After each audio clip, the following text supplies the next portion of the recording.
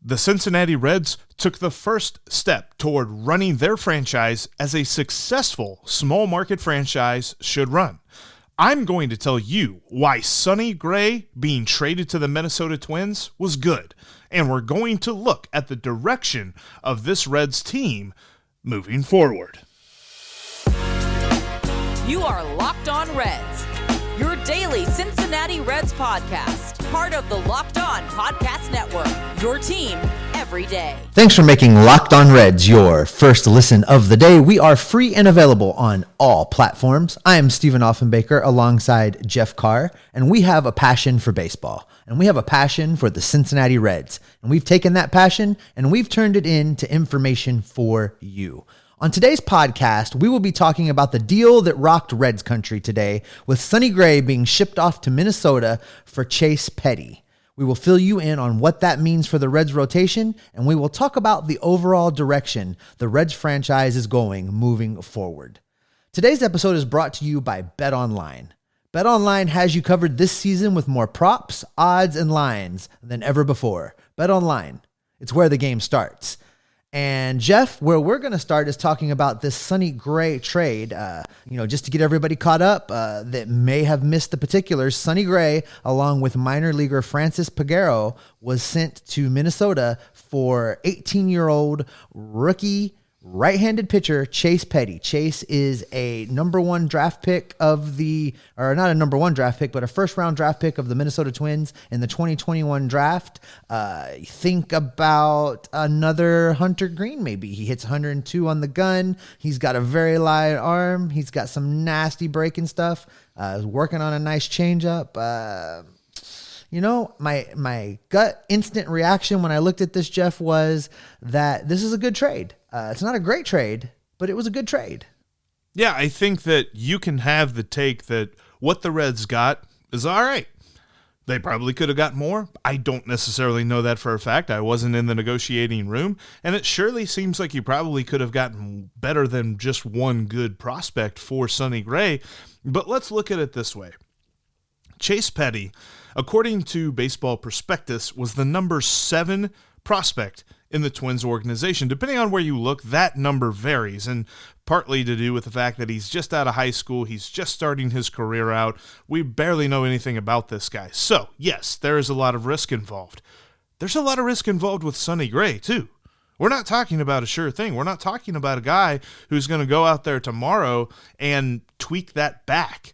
You remember him saying this last spring training last year that the back issue was always going to be there. It's always going to be something that he deals with. Plus, you're also talking about a guy that the Reds are not going to pick up his option. We've mentioned this before. He has a club option after this season. So pretty much for most teams, that means he has 2 years of control. To the Cincinnati Reds, he only had 1.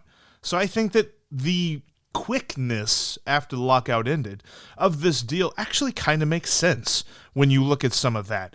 And I think that Chase Petty coming back, regardless of the fact that he sounds like a NASCAR driver, and maybe he has a really cool sponsor like, I don't know, I bet Skittles sponsors his race car. But anyway, Chase Petty looks like a good return for Sonny Gray.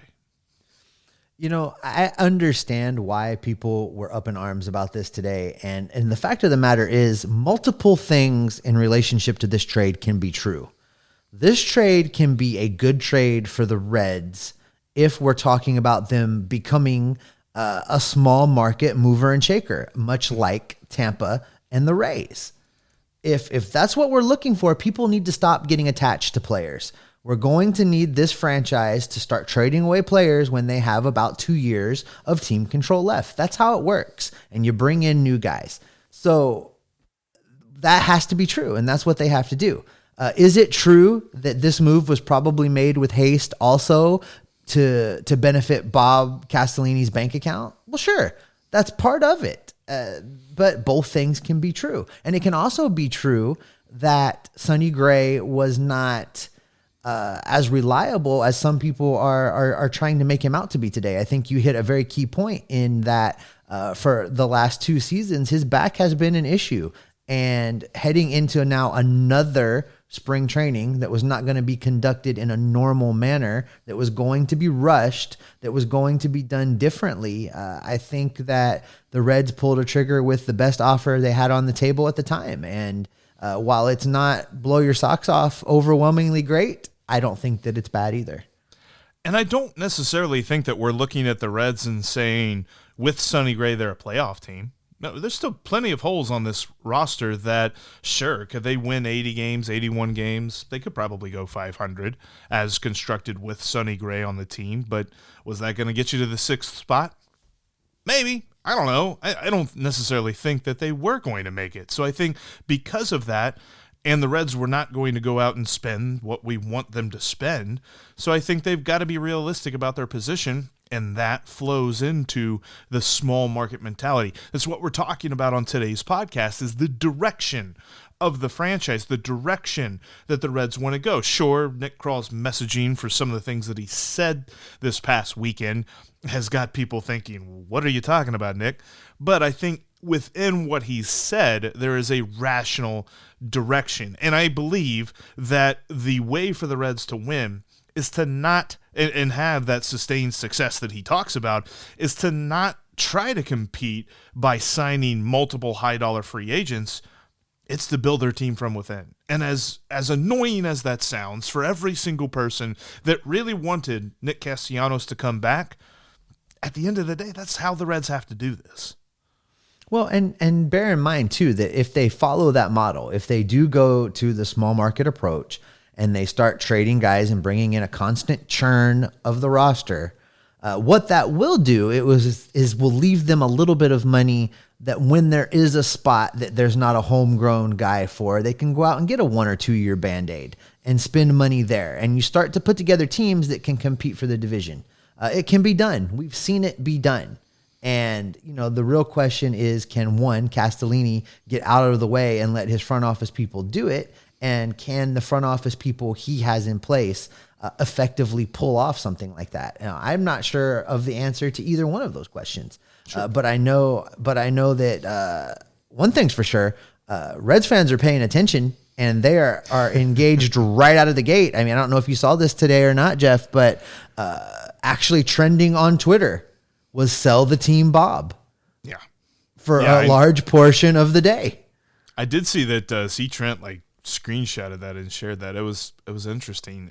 And circling back to Chase Petty in this whole deal, a lot of people are saying, well, he's 18 years old. Why on earth did the Reds trade for such a high risk prospect? And the truth of the matter is, we may not see this guy till at the very earliest 2024. But I think that still fits in with the plan. You're still talking about Hunter Green and Nick Lodolo being in their prime at that point. Graham Ashcraft is ready to go. We know what we're getting out of Graham Ashcraft. There's some other pitchers in this system that will probably be up by that point. Plus, you're talking about a lot of young bullpen arms that will still be under team control. And hopefully at that point, we'll have known whether they're good or bad. So I think that Chase Petty still figures into this plan. It's just, I think the non-immediacy of him helping out the Major League roster is really the biggest sticking point in this whole conversation.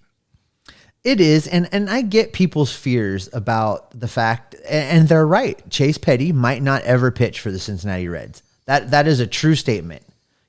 Something you like to say is it's not a zero. The chance is not zero. So there is a possibility. Chance, yeah. It's a non-zero chance. Yeah. So with Chase Petty, I mean, it's a non-zero chance that something could happen and he doesn't make it. But, I think that the evaluators of the talent and the rankings of the players coming up now is better than it's ever been before. And while it's still possible that he could miss, I believe at the very least he'll get to the major leagues and have a shot. And the only way that you can go out and get great players like this in a market that is the Cincinnati Reds is to take chances like this and hope that more of them pan out than don't. And I think that's the reality of the type of baseball we're going to have in Cincinnati moving forward. Well, Steve, I think both of our viewpoints on this is the fact that the Reds did not make the dumpster fire of the trade that many are making it out to be. I think it was an all right trade. But a spot just opened up in the rotation, and I wouldn't bet against Nick Lodolo being the one to fill it. And if you're looking for what not to bet against, look at BetOnline. BetOnline is the number one resource for all of your sports, news, and scores throughout every single season. We've got basketball going on. The bracket is set. You can check out what they've got going on about the NCAA tournament over at betonline.net. Plus, I've got some Rookie of the Year future lines for you. And Hunter Green is currently 4th in the odds. He's actually at 9-1 right now if you want to jump on that, plus 900, depending on how you look at that website. The favorite in the National League is O'Neal Cruz. He's at 3-1, plus 300. So when you look at these odds and you want to jump in on that, check out BetOnline.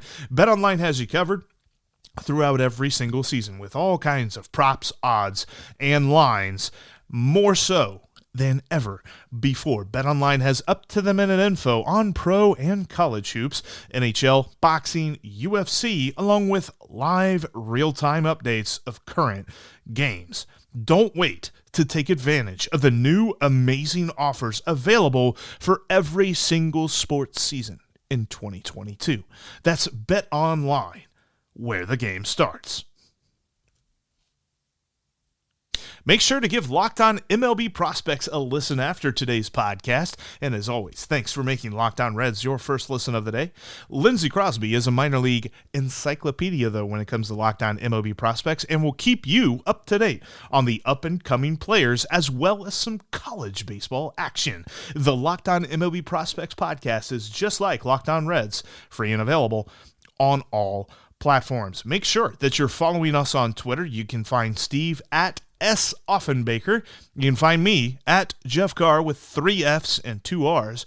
And you can find Locked On Reds at Locked On Reds. And also make sure to subscribe on YouTube as we get closer to the season. Plenty of exclusive content coming on our YouTube page. When it comes to episodes, though, tomorrow we'll dive into the Kyle Farmer-Jose Barrero conversation that has an obvious answer to it. We'll tell you what that is on tomorrow's Locked On Reds. But Steve, right now, we are talking about this rotation that is now without Sonny Gray. Sonny Gray is in Minnesota. They can't use him in the starting rotation in Cincinnati. I don't know if you know that or not. So with that, Nick Lodolo should be the answer, right? Nick Lodolo is in the prime spot to go out and claim the 5th spot in the Reds rotation right now. He has some advantages that the rest of this pitching staff doesn't have. The biggest advantage is he has been in Goodyear getting ready. While everybody else was waiting for the CBA to get agreed upon and the 40-man roster people being able to participate in team activities, he's been out there throwing. He's been out there working with coaches. He's been out there taking directions from Derek Johnson's organizational plan for the pitchers, top to bottom in the Reds organization. I think he is uniquely positioned to go seize that spot. Now, I don't know that that means the Reds will put him on the major league roster and leave him for an entire major league season with a full workload, but I could totally see a scenario playing out right now where Lodolo's with the team when it breaks camp for the opening series. He goes out and makes some starts. Maybe they send him down. Maybe they bring him back up and limit innings on his arm. I've said since we knew they were going to rush this season without off days and playing doubleheaders, they were going to need more than 5 starters anyway. So I think there's a chance here for a rotation to look something like Castillo, Mahle, Vladimir Gutierrez, Hunter Green, and then Nick Lodolo. You know, that's a very young rotation. That's a rotation that you're really going to have to manage carefully, but that's a really good rotation. It's a good building point, right? And I think that's the key difference, because whenever Nick Krall was talking to the media this past weekend and they asked him about the idea of a rebuild, he poo-pooed that in so many words. But what he basically was saying was, we are not looking at the same situation that we had in 2014. 2014, they had to do a reset because who was on the roster at that point that was going to be part of the core 5, 6, 7 years down the road? Joey Votto. And Joey Votto. So this year now we are looking at a totally different scenario. You've got multiple position players that are going to contribute to this team for the next 5, 6, 7 years, depending on their contract statuses. And you've got some pitchers that are coming up and are going to be in that same spot. When I look at this and I look at this trade of Sonny Gray, I don't think that this signals a full-scale tear it all down, rebuild it up. I think that this signals kind of a repositioning. Yeah, I know we'll just use a bunch of different R words to describe what the Reds are doing. But when it comes to repositioning, all right, trade the pricey vets, maybe get a couple of prospects in there, hopefully some good ones, and play the young and up-and-coming phenoms. Nick Lodolo is that up-and-coming phenom. Get this dude in the starting rotation and get him more innings in the majors than in AAA in 2022.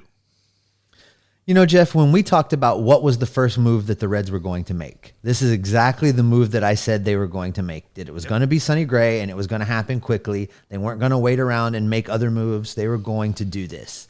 And I agree with you. The trade of Sonny Gray does not necessarily mean they are getting ready to tear it all down. Now, you and I have talked. There are some other moves that if they come quickly next, like maybe Luis Castillo, if that happens, then we need to talk about maybe there being a fire sale. But right now, on paper, they still have a strength in the starting pitchers. And we always knew Sonny Gray was going to go. So right now, there's been no surprises. We're right where they thought that they should be, and they are right where we thought they were going to be. So now we're in a position to wait and see what is the next thing. What is the next move that they make? Is this where they go out and get an outfielder? Is this where they take a little bit of that cash that they freed up? And no, not a lot. I'm not for a minute saying that the Castellini group's going to go out and sign Kyle Schwarber. That's not going to happen. Right. But if they go out and get a right-handed bat now to kind of help out Tyler Naquin, then now we're getting somewhere, and we're getting to where we thought they needed to be. So I'm not ready. I'm with you. I'm not ready to push that panic button and say that this is a fire sale and they're blowing it all up. No, and in fact, I believe that if they make a couple of savvy moves, if we still believe that Nick Krall can do such a thing, then we're repositioning next year playoff expectations. Now, depending on what they do, if they do trade away Luis Castillo very quickly, if they trade away Tyler Mahle very quickly, if they make a deal for trading away Jesse Winker really quickly or something like that, then we can come back and say, all right, this might take a few years. But I think that as currently constructed, you can have a team that is a playoff contender in 2023 because by then you do have Graham Ashcraft in the major leagues and you do have a couple of other guys that you're probably bringing up at some point. Like I think we would expect to see guys like Rhys Hines next year and things like that. So I think it would be interesting how that all plays out. Plus you have some interesting contracts coming off the books in 2023 and really shoot for 2024, which is something that friend of the podcast, Crazy, has been saying for a little while. And I kind of agree with him to some extent there. But I think that the absolute obvious move, and it would make no sense to me if they don't do this right out of the gate, is put Nick Lodolo in the starting rotation. And I agree with you. I mean, the prediction you made that Sonny Gray would be the first move has happened, and you have had a hot take all along that Nick Lodolo would be in the starting rotation on opening day anyway. So there you go. I mean, don't take a victory lap yet because it's not opening day, but you might be able to. Well, Jeff, I think you're absolutely right. 2024 is probably the goal. I think that that's the earliest that we could see Chase Petty as well. I mean, I think that's probably the soonest he could get to the major leagues. So it'll be interesting to see how all of this plays out. Now, Nick Krall has said a lot of things as this offseason has unfolded, and most of them haven't made a lot of sense. And I think that when you hear Nick Krall speak in public, you have to try and translate it a little bit as to what he means versus what he actually says. And one of the things he said is that he wants to eliminate the peaks and the valleys in the Reds' performance and build consistency. And if you want to have consistency in your diet, head over to Built.com right now and get yourself a Built Bar. If you're looking for a healthy snack for all of the college basketball games going on this time of year, look no further than Built Bar. Built Bar is a protein bar that tastes like a candy bar. It maybe even tastes better than a candy bar. Built Bar makes it easier to stick to your diet because it tastes so good you will want to eat it. It is unlike any other protein bars, which these can taste chalky, they can be waxy, they can basically taste like you're taking a drink from a barrel from a chemical spill. You want to eat healthy, and it just gets so boring. And when you're several weeks into your diet, you're just thinking already, I'm done, I'm over it, I need some chocolate. Well, guess what? Built Bar is covered in 100% real chocolate, and they have amazing health statistics, and statistics are something that we love right here on the Locked On Reds podcast. Built Bars have 130 calories. They have 4 grams of sugar. They have 4 net carbs for you folks that are doing the keto diet, and they are packed with 17 grams of protein. I've said propane again. I do that every time, folks. They are packed with 17 grams of protein. They have great flavors like cherries barcia. They have coconut brownie chunk. They have salted caramel, and they have Jeff's favorite, the puffs. All kinds of flavors of puffs that are like a Three Musketeer covered in chocolate. Great flavor. Head over to built.com right now and use the promo code LOCKED15, and you'll get 15% off your order from built.com for your Built Bars. They're going to help you with your diet. They're going to help you be healthy, and they're going to help you not even realize you're on a diet. That's built.com with the promo code LOCKED15 for 15% off of your next order. Thanks again for making Locked On Reds your first listen of the day. Make sure you're following the podcast on all platforms and head over to YouTube. If you're watching us there right now, thank you so much. Make sure you click that subscribe button. And if you're in the audio only feeds, head over to YouTube right now at the Locked On Reds channel. Click that subscribe button. There is exclusive video content coming that will only be available there on YouTube as this season gets underway. It's stuff that you are definitely not going to want to miss. All right, Jeff, we talked about Nick Krall making comments that don't necessarily line up with what we really think that he means. And I think that this thing we're going to talk about now is really one of those, because he said he wants to eliminate the peaks and the valleys. And I saw some pushback out there on social media about, oh, you want to eliminate the peaks, the success? I don't think that's what he meant. I think what he really meant was we want to eliminate these lows in these long periods of rebuilds, and we want to really create some consistency and a way to move forward winning. And I think that's what he meant. Now, I might be giving him too much of a benefit of the doubt, but I'm hoping that that's the direction he was trying to take the conversation. Can we get this dude like a public speaker? Like somebody that he hires and just walks around with him, and maybe even Nick Krall actually answers questions, but this guy then translates that, like an English to English translation. Because I feel like there are some times where Nick Krall actually says some things that could be understood in a positive light, but the way that he says them just leads to negativity.